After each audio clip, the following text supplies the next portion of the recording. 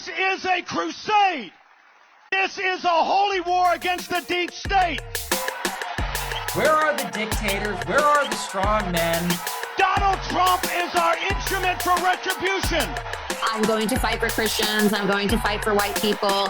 They have the Great Reset. We have the Great Awakening. And why shouldn't I root for Russia? Because I am. I want to see these people go through misery because of their grooming against our children. After the assailant entered the home asking, "Where's Nancy? Where's Nancy?" Those are the very same words used by the mob when they stormed the United States Capitol. I did nothing wrong. Welcome to the Did Nothing Wrong podcast, where we cut through the noise and help you make sense of the chaotic information space around us. I'm Griff Somke. Evan McLaren was the executive director of the National Policy Institute, Richard Spencer's white nationalist think tank, until he resigned in 2018. On this episode of the Did Nothing Wrong podcast, he joins me to discuss how he got involved with white nationalism, what made him leave, and what he'd say to someone in the position he was in. Stick around. Evan, welcome to Did Nothing Wrong. Thanks for coming on. Awesome. Thank you for having me. So how does a guy get involved with white nationalists anyway? I had a weird route to white nationalism. I mean, I think I don't know, interesting or not, that you can decide that, but the part that is personal to me has more to do with before I hit libertarianism. Okay. Once I hit libertarianism, it's kind of that libertarianism to fascism pipeline. Yeah, that's a common one. Yeah, it's kind of just traveling that route the same way a lot of people did. Right. But prior to that, I mean, I went to public schools in Central PA until I was a sophomore, and then I went to the Lawrenceville School in New Jersey. I was playing ice hockey at the time. Okay. And it was kind of like, am I good enough to play at a higher level? I'm at like 14, 15, 16 years old at this point. What am I doing with the sport? And prep school hockey represented a jump up. Right. And so they offered me a little money to go play at Lawrenceville. Okay. But Lawrenceville is, it's possibly the most expensive prep school or private school in the world. Right. So it represented a huge shift, like socially and sociologically for me. I'm just kind of a middle-class kid, and all of a sudden I'm in school with people who are talking a completely different language, leading a completely different life. And I remember being really insecure about not understanding politics or political dialogue. Suddenly I was around some people who they were very certain about their politics. And I was just like, I don't even know what liberal or conservative means. Like, I don't know what any of this means. So I remember reading the New York Times editorial page every day, trying to figure out what was going on. Right. And still not really having a clue, but like kind of searching from that point onward. And I wanted to have something to say, something that I knew to be right or that I was convinced about. Right. And it sounds kind of backwards, but in college, later on, I remember the first thing I felt really certain about, like, I just knew how I felt about it right away, was the invasion of Iraq in 2003. Right. I was like, who is taking this seriously? This is so just transparently dumb, and the whole rationale is dumb. But I remember being sort of at a superficial level, I remember being kind of disillusioned with a lot of liberals or left-wingers that I talked to, because they were like, Bush was so dumb. Like, it was all about Bush. And I'm like, yeah, he is. But like, there has to be a bigger reason why we got into something so big. It can't just be this dumb guy got us into it. There has to be a bigger systemic failure. Yeah. And so I was just looking around for people who were going to talk to me about that. Give me like an overarching theory for this whole thing. And unfortunately, the people who got to me were like Ron Paul libertarians, basically. Okay. Started reading LouRockwell.com. And so the whole narrative there is, okay, yeah, on the surface, it's the GOP. It's conservatives. But really, if you zoom out, it's liberals. We're living in leftism. We're living in liberalism. And it's leftists and liberals who have dismantled the constitutional Republican order. We don't declare wars anymore. It's all these police actions. The executive does it. And that's a left-wing project. We're spreading rights. We're doing this French Revolution thing where we spread rights abroad, and suddenly we have to invade all these countries all over the world. I'm just like, yeah. So that was my buy-in. And then all of a sudden I'm like, try to wrap my head around everything these libertarians are trying to say. So I'm reading Austrian economic theory, and I'm going into Murray Rothbard. And from that point, it was, like I said earlier, libertarian to fascist pipeline, and just taking it stepwise from there. Right, right. Because the folks over at like LouRockwell.com, they basically almost believe like the GOP is controlled opposition, if I remember right. Yeah, pretty much. They kind of see it like this is not a real serious political party. They just sort of exist to prop up the liberals and help them achieve their agenda. Yeah, that's what I was, if you had talked to me at that time, that's what I would have been saying. Right. And I think different people at LouRockwell.com, I haven't read it in ages, but different people there have different spins on it. Eventually, I had a moment, a long moment, where I took libertarian economics pretty seriously. But, I was reading stuff daily at LouRockwell.com, and the stuff just started to sound dumb from an economic perspective, where it was like, articles, you could get an article published if you were just like, I talked to my daughter this morning, and she was like, Daddy, I don't get, why are there taxes? So that doesn't make any sense. It's like, she gets it, like 800 words about how even the toddler understands that taxation is theft. Oh, God. And I'm like, this sounds dumb. But Paul Gottfried was also writing articles there. Okay. And Paul Gottfried was more appealing to me because his stuff is what it is, but it's not that dumb. He is at least much more informed in terms of history. He's a much smarter guy. And so that appealed to me because he was getting into like particulars. He was getting into historical arguments to make his case. Right. And that was at least more interesting to me. And although he was like more diplomatic, he was diplomatic enough that he wasn't going to bring out his disagreements with libertarianism at LouRockwell.com. But I could tell, like, okay, this guy's not a libertarian. Like, what's going on here? Right. And, sort of started to piece together these arguments, like the tension that existed between like paleoconservatives and libertarianism. Right. And that was one of the things that started moving me along this pipeline towards what eventually became the alt-right. Right. So I went, Paul Gottfried taught at Elizabethtown College, which is like, 20 miles from where I grew up. So I went and introduced myself to him. Okay. One day while I was on break or summer break or something. And he invited me he was like, first of all, he was like, I'm not a libertarian. I want you to know that. Because I was like, yeah, I write your stuff at LouRockwell.com. And he's like, well, I'm not a libertarian. Let's make that clear. I'm like, okay. And but the next thing he said was, he was like, I am starting a new group. So why don't you come join us? We're having our first meeting, whenever it was. This would have been 2007-ish, maybe. Okay. And that group was what eventually became the H.L. Mencken Club. Ah, okay. So at that first meeting, there was Jared Taylor, James O'Keefe was at that meeting, Kevin Deanna was at that meeting, Paul Gottfried, obviously, Right. Jeff Frazee, who worked on Ron Paul's campaign for a while. And I didn't know who any of these people were. I was still very new and kind of naive. I remember being impressed with Jared Taylor. Just hearing him speak, nothing about race or anything came up. I didn't know what he was about, but I went home and looked him up afterwards and kind of was like, oh, okay. And I maybe had gotten the sense before that, like, the stuff that I was reading and engaging in was leading towards a darker place. But nonetheless, I was curious. I was interested. And I think that moment was a very clear moment where I kind of felt that I had bought in. Right. And maybe I didn't know what I had bought into fully, but I had bought the ticket. I was going to take the ride. And I was kind of fascinated with my own process of radicalization. So I didn't know immediately like how I felt about the race and IQ and everything that Jared Taylor was bringing to the table. But I kind of felt like, I don't know how I feel about it. I have to go read. I have to go figure it out. Right. Because this was probably all very new for somebody to say some of this stuff out loud. Yeah. I mean, once this libertarian to fascist pipeline, I mean, once you, like he said earlier, once you buy into this rubric where the GOP and conservatism are controlled opposition and everything they say is kind of BS and this is watered down leftism. Right.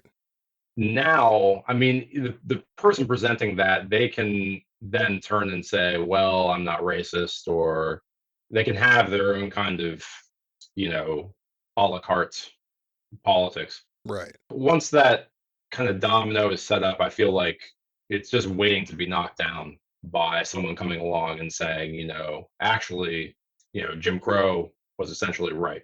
Actually, segregation is right. Actually, colonialism and the white man ruling over non-white peoples, actually that's right. And the people who dismantled that, because remember, those are the, closet leftists. Right.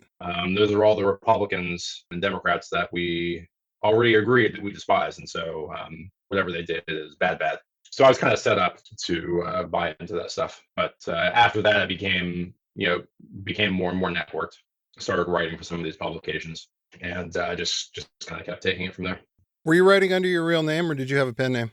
For the most part, I was writing under my real name. I mean, when I joined MPI, it was one of these things where there was like one guy at the SPLC who had noticed me before, like tweeting under my real name. Right.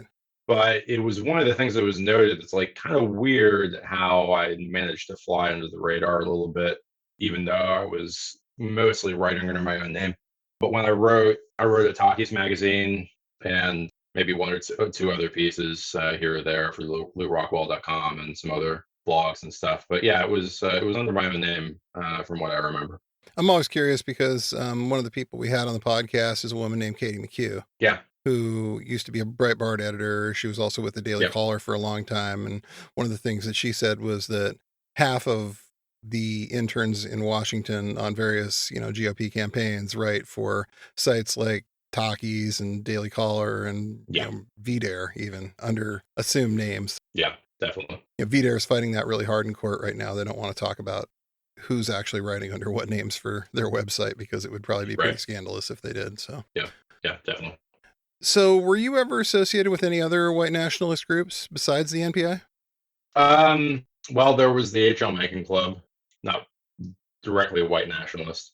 I belonged to Identity Europa when that was a thing. Okay. And the National Policy Institute wrote for Talkies magazine. I think that's about it for white nationalist groups. What made you in things with Identity Europa? Why did you walk away from that? So leading up to Charlottesville, the feeling was very high on the alt-right. Right. The feeling was very cooperative. There was not a scarcity mentality at all. Right. Attention for anyone was good for everybody. Right. So although I was working for the National Policy Institute, there was no problem that I was also still a member of Identity Europa. Right. Even though I didn't have any leadership responsibilities with them at that point. After Charlottesville, when that all went really bad, that mentality just stopped and the knives were out. People were blaming each other. People were forming tighter and tighter circles. Cooperative relationships were falling apart. And Eli Mosley, Elliot Klein, I guess was his real name, who was kind of our guy running Identity Europa. He was sort of just a puppet for Richard Spencer. He was pushed out, and Nathan D'Amico and Patrick Casey took over. Right, I remember that. And so that split was, what precipitated me either leaving or being kicked out of Identity Europa. I forget exactly how it happened. Right, because that was about when I started, really figuring out what was going on. I remember watching that thing kind of come together in early 2017 and realizing that this was scary because there are a lot of these people and what you said about no sense of a scarcity mentality and that everybody was actually working together. And that I think was sort of the terrifying part, at least for somebody like me, because I had at that point distilled the idea that this stuff was basically a cross between Alexander Dugin and Sam Francis on some level. Yeah. And was kind of like, oh boy, there's a lot of people that are buying into some really, really bad ideas. Talked to a few of them and was convinced that this was going to be kind of a problem. And then Charlottesville hit. And like you said, things were so bad after that. Everybody was blaming each other. There were a lot of finger pointing and recriminations. And it seems like on some level, that feeling of we're all in this together and we can turn this into a bigger movement sort of shattered. Yeah. Now, what's scary is that I think it's reconstituted itself in a different way. Oh, yeah. Absolutely agreed. But in a much more widespread way. Like, I think that the guys that you would run into if you went to some of these events in 2017 would be the kind of guys who were like really, really up on, Harold Covington. Yeah. They would be really well read, and they would be like their pointy implement of white nationalism and white supremacy would be very, very sharp. Right. It's a little bit more blunt now, but it is much bigger. It seems to me to be spread much more widely, and many, many more people on the right and in conservatism and in the GOP are bought in, and so it's potentially a lot scarier now even. Oh yeah, the younger generation of like GOP staffers is coming up, and they are almost every single one of them's got a Groyper account. Prove me wrong. When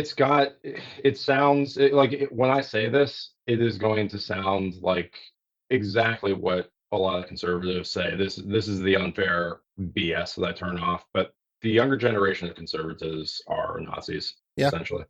Yeah, and this is not something I think that is terribly controversial in 2024. No. They've been proving it since they've been on the scene. You look at like the influence a guy like Nick Fuentes has on so many people and so many things that it's just, okay, this is terrifying. This is where they're getting their ideas. This is where, this guy's getting mainstream coverage. He's going on mainstream podcasts. He's talking about the Jewish question, and it's a little terrifying, really. It really makes one think that these ideas are getting out there on a level that they haven't necessarily gotten out there before. Yeah. Because even like in the libertarian days, they weren't going to come out and say it right out, even if that's what they meant. Yeah. It really make you, get with the program before they were willing to tell you some of that kind of stuff. And that's how they felt about it. But like a guy like Fuentes, he's just on the stream every day. Yeah. Yeah, it's bad. It would be bad enough if it was just the political and racial content. Right. But there is also a very profound unseriousness and lack of maturity that also comes with it. Yeah. And it kind of arises from this mentality that there's a lack of ethics, there's a lack of morality. It is purely based on friend-enemy distinctions. And so if you're a leftist, nothing you say has any value. Right. Nothing that comes out of your mouth has any factual worth. We don't have to take seriously any of your arguments. We can just laugh at you. Mm-hmm. There is a true lack of humanity there. And so, half the time they can be joking and trolling. And if someone gets offended, that's great. That's the fun and the joy of it. Oh, yes. But then, the purpose of the humor is to begin to create that buy-in. Like, okay, we're joking about it, but also now we're not joking about it. Like, we do want to gas the Jews. We do want to do all of these things that we're kidding about. It's all a joke, bro, until it isn't. Oh, yeah. And they'll tell you this. We've done plenty of stuff on Fuentes, and he'll tell you this straight up. I use subversive humor to get my point across because the only way I can do this is as a joke. But I really believe this stuff. No, I don't. I'm kidding. Haha. Or maybe I'm not. Yeah. The goal is to confuse whoever's listening and get them to the point where they aren't sure. But the people that he wants to hear it. I think we're all a little bit bipolar. I mean, I try to be a good citizen and a good person socially, like not toxic socially. Right. A good person to be around. Now, you catch me on a bad day, you cut me off in traffic. Like, I might get upset. But, those are the two kind of poles that my personality swings between. For these people, the more they buy into it, it gets replaced by those two poles. The humanity is gone. Yeah. And all that's left is laughing about anti-Semitism and conquering the world for the white man, or actually seriously doing it. And there's not much left, unfortunately. Yeah. So what made you change your mind about all of this? How did you come to the realization that this was a load of shit and you got out? Yeah. I was always at least questioning in a sense, even earlier on. Right. And not always questioning necessarily the arguments themselves, although, I was doing that, but coming to the wrong conclusions. But I know two things were kind of on my mind. I mean, the place of this entire thing in the world, like, how do I exist socially and as a person while also being a white nationalist? I mean, there are some white nationalists with really dark backgrounds, very criminal backgrounds. Oh, yeah. You could, even if they weren't connected to white nationalism, you could tell they were just completely out of sorts with society. And that was not for me. I mean, the kind of sad thing about my case is that I can talk about how, kind of insecurities and dislocations in one's personal and social life can lead them towards white nationalism. Right. And then you can turn that back to me and say, okay, what was going on with you? Well, nothing really. I was just kind of weak. I had an ordinarily difficult social life, which is to say I didn't really have that difficult a social life at all. a little bit insecure about dating and relationships, a little bit insecure about where I was going to land in terms of career. And I kind of look at myself at that time, and it's like, suck it up. Like, white nationalism is not an answer to these things. But regardless, I didn't hate society so much, Right. that I wanted to just blow it up with dynamite. So it was always a question for me, like, okay, like, white people, the white race is in crisis, but I don't want to not have a social existence here. Right. So I was always asking questions about that, and never really getting fully satisfactory answers. And the other thing was, like, there was so much energy and activity and conviction among all these people. I just thought to myself, this notion from like Hillary Clinton that there's a vast right-wing conspiracy, someone has to be running this thing. Like, somebody has to have a game plan. Right. Someone has to know where this all is going. You can't tell me I'm out here writing under my own name, setting my career and my life on fire, but no one really has a clue where this is going.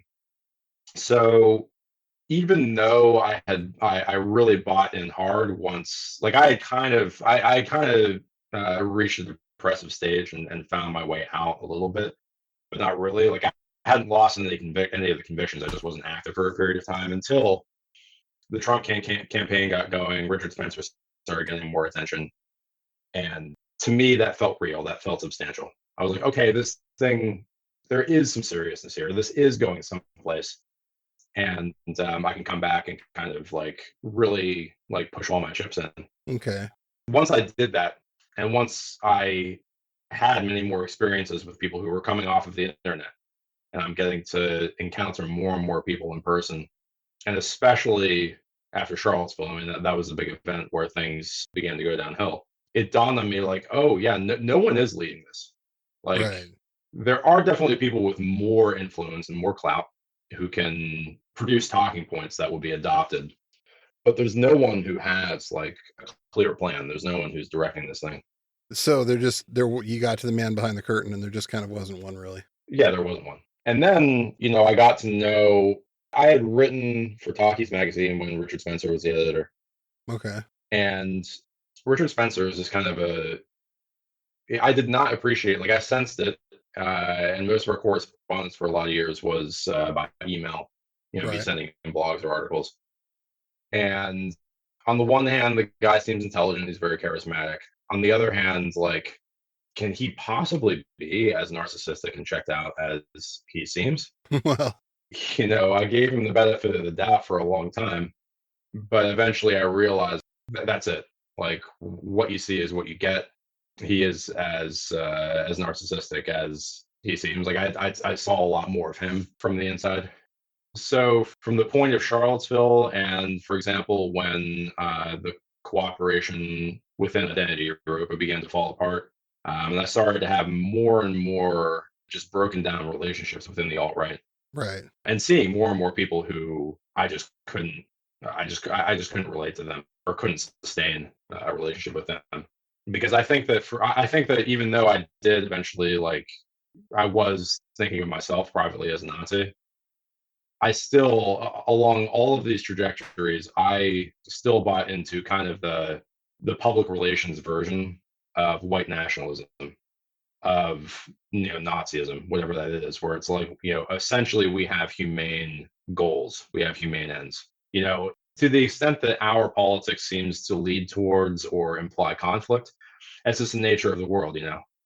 Races are in conflict, and it's not we who cause that. We just have to stick up for our team. We don't hate the player, hate the game, kind of thing. Right. So what they would call almost more of the race realism sense of what it was, rather than what it actually leads to, which is, this toxic, oppressive mess. Yeah. Well, I mean, just to tie a bow on that, like, I began meeting more and more people who there was no humanity there. It was just like, we just hate black people, period, the end. And I'm like, oh, where's all this stuff, like, going back to the concern I had about like foreign policy and how, American imperialism is a big problem. You guys don't care about that at all? I'm like, no, dead brown people. That's all we care about. That's awesome. Keep it going. We don't care. Like, man. So, there was that. And I kept having to like redraw my circles of who within white nationalism I trusted Right. And it eventually, like, the circle became so small that it just became unsustainable. Understandable, yeah, because like you said, a lot of the real, kind of more thought out intellectual types definitely seem like they moved on after a certain point, and then the people who were left, you're looking at like Nathan D'Amigo, and all I know about him is what I read in the papers, but none of it's good. No. The formation of the National Justice Party actually was a big catalyst for me. Because my circle of people who I generally thought well of included some of the people who helped to start the National Justice Party, like Greg Conte. Okay. But to me, like, the lesson I got from Charlottesville, if you set aside the political content, whether you're in favor of the alt-right or not, the lesson I drew immediately after that was like, oh, we're amateurs, like, we're clowns. Okay. We can't organize ourselves out of a paper bag. So what business do we have talking about all this world conquering stuff? When we go into an event like Charlottesville, you don't even have an attorney on retainer. You have no preparation for all the fallout that's going to happen from this. Mm-hmm. You are a goofball. And that was my big lesson. And when I saw the National Justice Party start, I was like, these guys want to get the band back together again. They want to go through another cycle of telling the world that they're saving the white man, give us money, come out to these events. And I thought, I can't do this anymore. So the period prior to that, like, I was in like a questioning or kind of an in-between phase. But at that point, that's when I started like sending information to SPLC researchers. Okay. That's when I was like, okay, we have tried to square this circle for so long where we're saying, yeah, these white nationalist talking points are right, but this doesn't work. But what do we do? How do we make this work? And at that moment, I was like, why don't we just try it's all BS? Yeah. Why don't we just apply that rubric? That, I've noticed, as much as I have made left-wing journalists out to be the enemy, I've noticed that rubric that they use to apply to all of this, that these people are just malfunctioning people, that this stuff is all just racism, that the PR stuff that I bought into is just that. It's just a glossy version of it to sell the whole thing. Mm-hmm. Why don't we just try that theory for a while, that it is all bullshit? And immediately I was just like, it's like someone opened the window. Now I can breathe air. Now I don't have to worry about whether or not these people think I'm for real or not. Fuck them all. Yeah. And that's been much better. So. Yeah, because after a certain point, you look at it and you're just like, they didn't have a plan for what happened after that. And it became very obvious that they didn't have a plan when you saw how they all handled the fallout from Charlottesville. And it's interesting that you bring up the National Justice Party. I assume you're keeping track of how that ended up. I'm enjoying it greatly. Yeah, they really, who knew? You put a bunch of scummy people together and you have them start an organization of scummy people, and then it falls apart in the most public and embarrassing way possible. Shocked, really, really shocked that those guys couldn't keep it together. Yeah. what can I say? It's been a pleasure to watch, especially the stuff with Jazz Hands, because that guy, one of the worst of the bunch in the sense that he did manage to profit big time off of the whole thing. Oh yeah, you look at the numbers that came out recently, and that guy made hundreds of thousands of dollars on this, if not more. Yeah. So a guy who is promoting the whole thing and pushing people towards creating chaos and death in other people's lives and theirs is just a guy who likes to, ride boats and drive fancy cars and make sure he has zero skin in the game. Yeah. So we've had a few formers on this podcast, and, we're always glad to talk to people who've left it. Some of whom, like we mentioned, Katie McHugh, for example, she paid a pretty heavy price for her involvement and walking away from it. What do you say to people who are skeptical about you and whether you made up for the damage your involvement caused? I don't even try. If someone looks at me and says like, nope, and I've had this happen, not a lot, almost alarmingly not a lot, to be honest.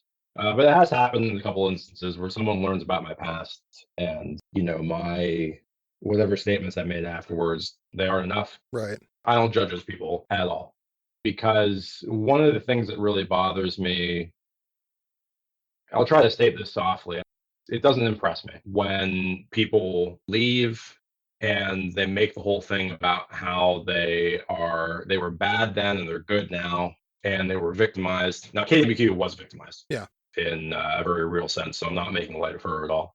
But in other people's cases, they act like the victim. To me, the only explanation that makes sense to me is that I have character flaws. right. I have insecurities. I have things that I did not deal with, and that I have to take responsibility for. And I don't just magically expect or give myself a free pass, because I don't expect to be handed a trophy for having done a whole bunch of toxic and destructive shit, and then all of a sudden just stopping it and recognizing that it was done. The reward is the reward itself. Like, I'm not engaged in it anymore. I'm not contributing to it anymore. I don't have to be stressing out and upsetting my family anymore. And that's all that I can expect from it. So it's great. I have had a lot of positive interactions and positive conversations.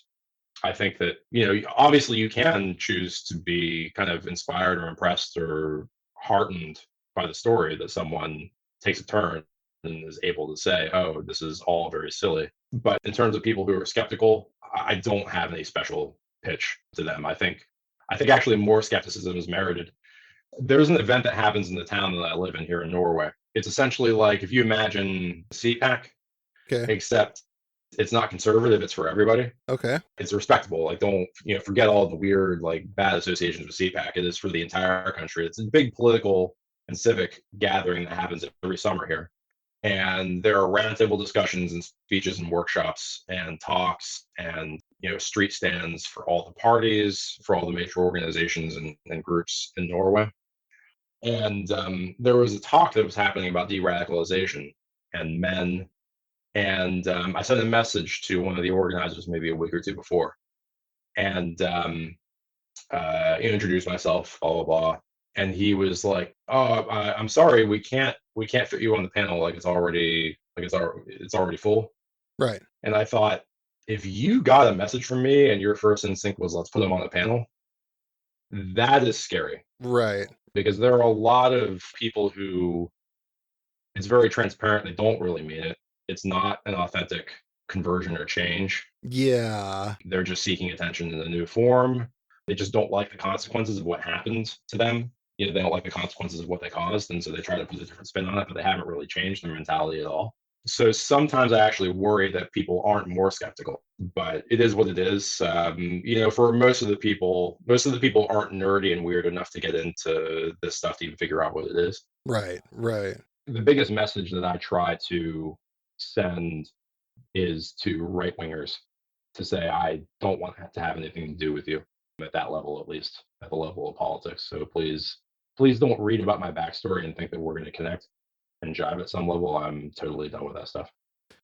Well, it's interesting that you bring up the idea of putting people on a panel, because that happens kind of all the time with, it seems like there was a stretch for a while where guys like Matthew Heimbach were sort of halfway pretending to be reformed so they could put this stuff in front of a new audience. Yeah. Because you look at a guy like his politics, and it was really never about right wing or anything. This guy was definitely a third positionist, and he wanted a new audience. So one thing I kind of wanted to follow up on that you said earlier when we were talking was, you mentioned sending information to somebody at the SPLC. Did you do a lot of that? So what I did at that moment, I happened to know I had met up with Greg Conti. Okay. The previous time I had visited the United States. And he and Charles Bausman tried to recruit me into whatever they were doing at that point. I think they were publishing Russia Insider. Right. They didn't have any specific thing that they wanted me to do, but I was like, no, I'm busy. My wife had gotten really disillusioned with me, with my involvement after I went through the whole cycle with Richard Spencer. So she had put a complete embargo on any notion of me doing any work for anybody. Okay. And I also just wasn't interested in whatever they were presenting. It was really unclear. But I had learned from that they were operating out of Charles Bausman's property in Lancaster, Pennsylvania. And so I could tell when I saw the videos of the National Justice Party, I could tell that that's where they were holding their gathering. Right. Right. And so I created a dummy Proton Mail account and sent that information to Michael Edison Hayden. Right. I'm pretty sure he already had it, but afterwards, when I reconnected with him under my own name, he remembered that I had sent him that. Okay. But once I published my statement, then I started to have more journalists and researchers reaching out to me, and I've been an open book from that point. I mean, I'm not very helpful anymore because obviously I have no avenues of communication to right wingers at this point. Right. But whatever information I do have from that time, I will 1,000% share with anyone who's interested. Okay. So that's interesting, and I want to come back to Charles Bausman in a minute. I know lots of fun and interesting people, Griff. Yeah, Bausman, man, that guy was on the first thing smoking after January 6th. That's fascinating to me that guy got the hell out of the country so fast. Yeah. And hasn't come back ever since then. And, Michael Hayden, who you brought up, wrote some really interesting stuff about the connections between Bausman and Russia that are kind of surface level. It's hard to prove anything here, but oh boy, does it ever look kind of bad in light of how it all went down with that guy. Yeah, definitely. Probably a lucky thing for you that you didn't end up getting recruited. He was an eerie guy to talk with. All of these people are unsettling for different reasons. Some of them because they look like they could commit a murder robbery at any moment. Some of them because they are so slick and well presenting that it's almost like, okay, your pocket square is never out of place. Like, what is going on here, man? Where is your life? Yeah, because a lot of these guys, they really have an image, and it's this aesthetic that they've spent a lot of time working on and perfecting. And I think that's really appealing to a lot of people. They see that and they think, I kind of want to be like that guy. I want that haircut. I want to have that look. Yeah, to me, just going back to talking about I was an insecure kid. When I feel like I'm always just had such a need to be the smartest guy in the room, had such a need to, impress people with my intellect and blah, blah, blah. Right. And, someone like Richard Spencer passes through, and he's so well put together and has this kind of weird charisma about him, or like a figure like Jared Taylor, or Charles Bausman. Yeah. Some people do have a need, to follow people like that. Definitely. So where are you at right now politically? Politically, I'll say all of my sympathies lie in the left-wing direction. The debate that goes on in my head is always between just leftism and neoliberalism. Right. That's my bipolar energy right now. And I get people sometimes who are like, they try to say, listen, you can't completely reject the right. You can't think that right-wing politics has nothing. It can't be that half the people are totally wrong. And my reaction is this: you have to be very careful about how I say this and make sure that people, particularly people who are arguing with me about this, make sure they hear what I'm saying. There can be certain policies that I can entertain that a right winger might not disagree with. Right. There can be certain discrete policies, let's say on economics or whatever. I can't even think of any right now, but I'm not an expert in economics. So someone could argue with me and say, listen, the housing market really has to be organized this way, and as a Republican presenting the policy. Okay, maybe they're right. I don't know. But what I will never do is give energy to the right writ large as a political project, because that is not about the policies. It's not about the merits or demerits of any particular policy. That is about generating fear and loathing, whipping up this energy, engaging in this culture war, race war, toxicity to push a political program. Yeah, agreed. That is a not even once proposition. So if you come to me and say, I vote for this right-wing party for XYZ reasons, and you're bullshit, Evan, because you haven't even researched the issue. Right. That's all fine and well and good. I have no time or energy for the right. I've seen it, especially because some of these people who want to argue about this stuff come to me, and the whole conceit and deceit on the right is our ideas are unfairly suppressed. We haven't been given a fair shake in the marketplace of ideas. The journalists and the academics and the intelligentsia, that's all left-wing dominated. and we're the underdog. And no one has taken the time to really listen to what we have to say. Well, number one, that's crap. Yeah. Like, the right has orders of magnitude more of a market share in the marketplace of ideas than they merit and than they've earned. So let's put that to bed. It's been artificially propped up for decades. Mm-hmm. So let's set that aside. You can try that argument on someone else. You want to say that I haven't given enough time and energy and mind space to the right? You want to say that to me? Mm. Please go pound sand. Yeah. You know, I'm sure whoever the people who come up to me and try to sell me on this stuff, again, these poor souls, it's like, buddy, no. I know the crap you're trying to sell me backwards and forwards, and I've seen how the sausage is made, and so I just have no time for it. It kind of reminds me of what Dakota Adams said a couple weeks ago when we had him on the podcast about how the straw for him that finally broke the camel's back was growing up in these constitutionalist, libertarian, prepper circles for years and being really, really super concerned about government overreach, super concerned about when the black helicopters come. And then 2020 happens, the demonstrations in Portland, Oregon, with unmarked vans with Homeland Security snatching protesters off the street and throwing them in the back of vans, and all the prepper guys cheering, saying, yeah, that's just awesome. And he's like, wait a minute. We are against this. We are against this. And they weren't. They were against it when it was them. And at some point, the mask just sort of falls and you realize, like, these guys only care when it's them. I mean, the bigger sort of meta-narrative that I've come around to, that I've come to understand, I mean, the whole thing, all the material that I was digesting from around 2000, 2002 or whatever, was just this constant complaint that the society is being dragged in a left-wing direction. Right. And each one of these people had a different utopia that they wanted to go back to. Thousands of years in the past. You talk to someone like Varg Vikernes, he wants to go back to before the advent of agriculture. That's the problem for him. So yeah, like you bring up the proper stuff. All of these people are adopting an essentially anti-social posture. They think they're smarter than the course of society over the last 50 or 100 or 1,000 or 10,000 years. And it's such a dumb posture and take to have. The reason that it doesn't get rebutted as much as it should is because it is so dumb. And most serious people don't have the time and the energy to sit down with these people who won't listen anyways, who will set aside everything they hear anyways to explain, no, honey, this is progress. I'm not saying this is progress with a capital P.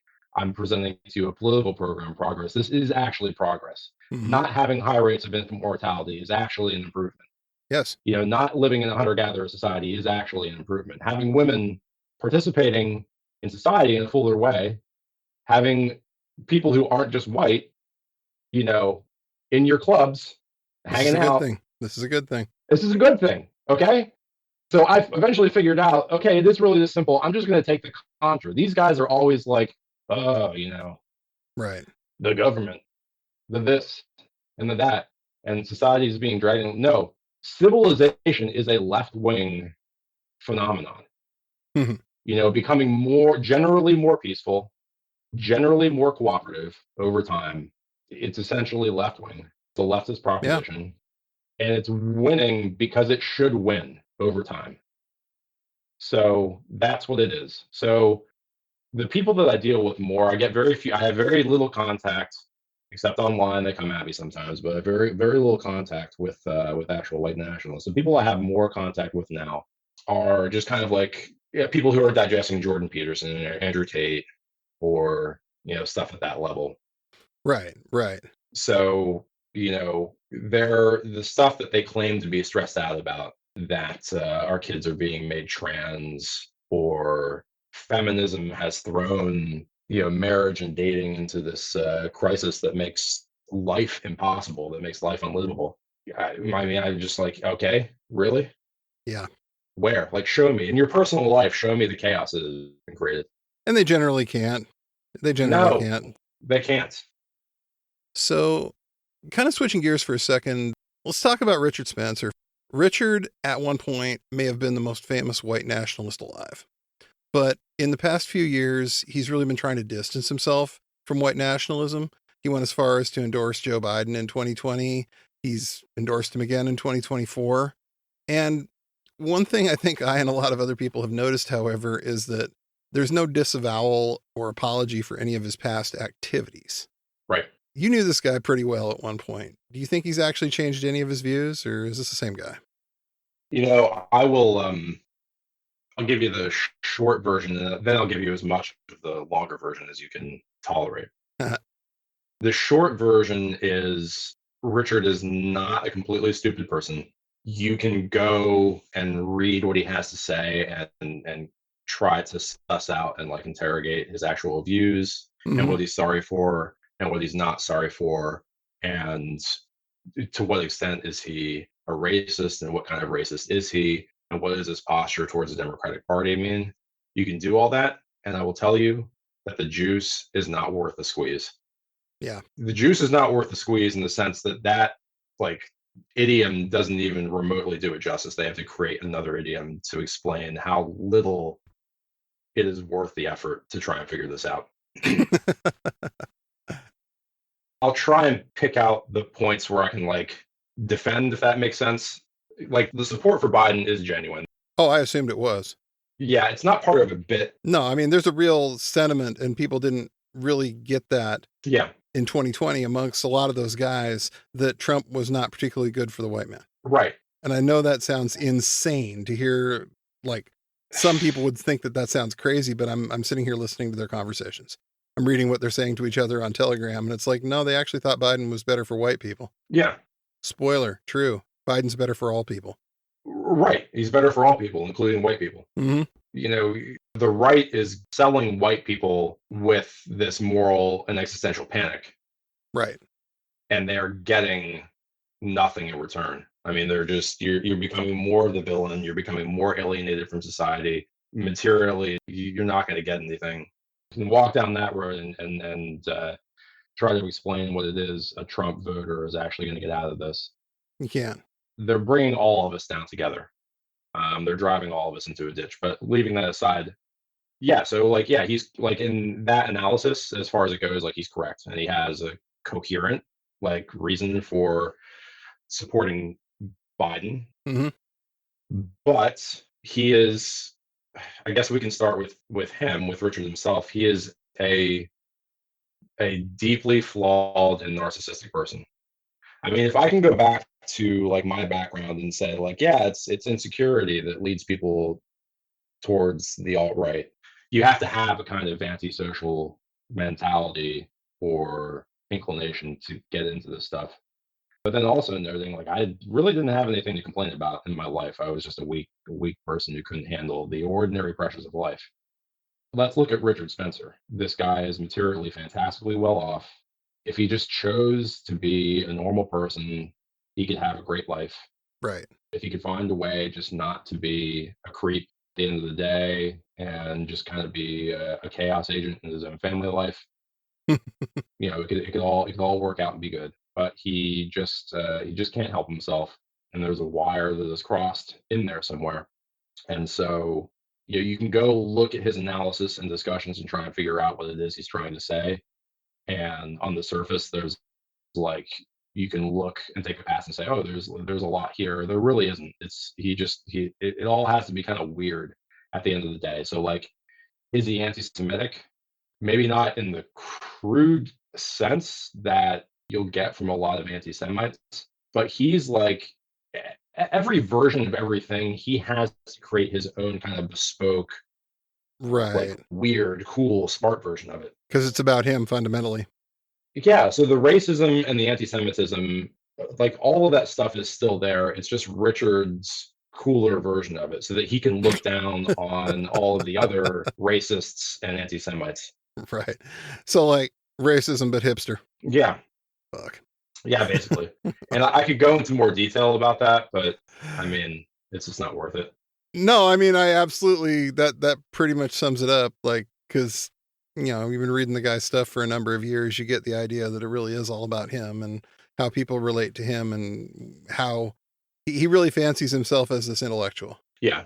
And people think he's the devil on some level, but he's not. He's just kind of a rich kid who is in the right place at the right time and is known for getting punched as much as he's known for anything. Yeah. That's a pretty perfect read on it. You can go and you can try to get excited about how he does, like, at some level he does have the correct position on Ukraine. Mm-hmm. But let's just let him be in his corner and have the correct position on Ukraine and go about our business. It's not really worth engaging. Right. Even a lot of the younger folks seem to think he's not worth listening to anymore. The Nick Fuentes crowd, they're not huge fans of this guy at all. No. And really, his shelf life is over at this point. He's going to get what he's going to get, but he's definitely not outside of the 2017 and Charlottesville, hangover. He's not going to get any mention in anything that's going on now.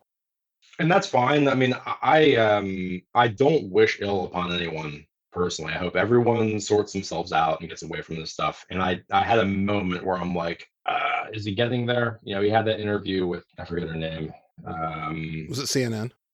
Yeah, it was like a CNN or Vice interview, and he was crying. Right. Okay, I know. I mean, I can tell stories about how just comically narcissistic this person is. But I thought, is he starting to get there? And I had his number blocked for like a year or two at that point, but I unblocked it, assuming that he probably had changed his number by that point. But at that moment, I sent him a message just saying, hey, like, hope you're good. And didn't get a response. And then it went like another week. And I'm looking at the stuff he's putting out there, and it's like, no, he's crying because it was a rough time for him. Right. Is why he's crying. And that's all that it's all it's ever going to be. So it's all about how it affects Richard Spencer. Yeah. Right. So in an article entitled "The Charlottesville Rally Was Apparently Planned at a Trump International Hotel," it was Colin Kalmbacher, and it was dated August 26, 2017. It is claimed that you and your group, among others, were frequent guests at the Trump International Hotel in Washington, D.C., with you quoted specifically on Twitter saying that it was, quote, the place to be. Yeah. Why did you feel that way? Yeah. This is one of those rare moments when I actually have to, like, kind of defend myself at the time, only in the sense that whole thing was blown out of proportion. I'll give you the facts. I was never a guest at the Trump Hotel. As far as I know, Richard was never a guest, except in the sense that they had a bar in the lobby, and we would go there. Okay. So there was never any, like, we're being invited there by someone in the Trump campaign or anything like that. So you guys weren't going there to hang out with the money guys and... No. And so I can tell you where that whole story arose from. So we went, Stephen Miller had just given a speech. This was, he had given remarks to the press. He had held a press conference. And he had said some stuff that was, like, right off the pages of VDare. The kind of stuff that, like, if you're a VDare reader and they're having a discussion of immigration on the radio or on NPR or something, you're punching the steering wheel. Like, why won't they say this? Why won't they say that? Well, Stephen Miller said some of those things. Right. And we were like, yeah, this is awesome. So a couple days later, we head down to Trump Hotel because that was just the thing. Richard liked to scope out women there. And it was just a place to go. And we had, it was me and Greg Conte and Richard and another really young kid. And we were just hanging out just at the bar. And then Stephen Miller walked in with Nigel Farage. Okay. And we were all so pumped. And that's when I said this tweet. I'm like, here's Stephen Miller and Nigel Farage. Everyone's down here. This is the place to be. And within like an hour or two, a journalist from the New York Times reached out to me and was like, can we talk about this? And so this is my big mistake. So I at first I was like, yeah, I might talk to her. And I was talking with Richard, like, should I talk to this journalist? What should I do? And at first he was like, yeah, maybe. And then he was like, nah, don't do it. So I replied to her, I was like, hey, we're busy planning this rally. Okay, so what I meant by that was, like, we're busy planning, like, I have to figure out how to get there, who am I riding with? Right. We're planning it from that perspective. And I'm not trying to, like, absolve myself of responsibility for Charlottesville. I'm just saying, like, I was not involved in the logistics of Charlottesville. The stuff that I was busy with at the time, like, Richard had managed to failed to file the paperwork to maintain the tax exempt status of the National Policy Institute. And one of the reasons he brought someone like me on was because he has no time for actual responsibility and paperwork and filing stuff. So he wanted me to do that stuff. Okay. So I was busy doing that. I didn't have time for the logistics of Charlottesville. That was Greg Conte's thing. That was Eli Mosley, Elliot Klein's thing.